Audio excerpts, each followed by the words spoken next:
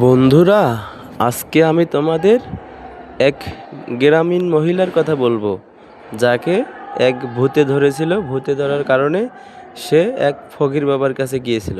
তাহলে শোনো। তাহলে একটা ছিল মহিলা, সে ফকির বাবার কাছে গিয়েছে। ফকির বাবাকে বলতেছে, ফকির বাবা, ফকির বাবা, আমার বাড়ির আশেপাশে না খুব জেন জেন ভূত। ফকির বাবা বলতেছে, কি বলো জেন? ও মা, কি বলো? জেন? জেন তো খুব মারাত্মক জিনিস। মহিলা আবার বলতেছে, হ্যাঁ ফকির বাবা, আপনি ঠিকই বলেছেন। আমি রাত্রে ঘুমাতে পারি না, আমার সন্তানকে প্রত্যেক দিনে বিরক্ত করে। ফকির বাবা বলতেছে, ও মা তাই? সমস্যা নাই মা, তুমি চিন্তা করিও না। আমি তোমাকে এমন তাবিজ দেব, ভূত জিন কেন, তোমার কেউ কোনো ক্ষতি করতে পারবে না।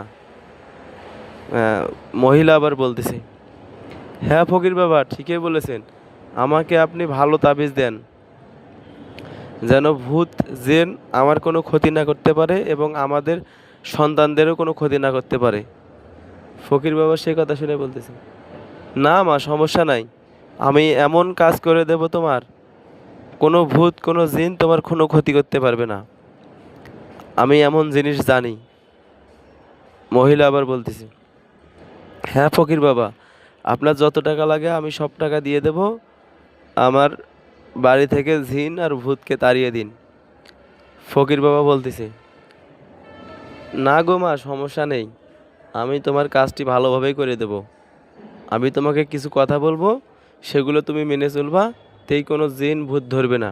মহিলা বলতেছে, ঠিক আছে মা, ঠিক আছে বাবা, সমস্যা নেই। আপনি আমাকে যা উপদেশ দিবেন আমি তাই মেনে চলবো।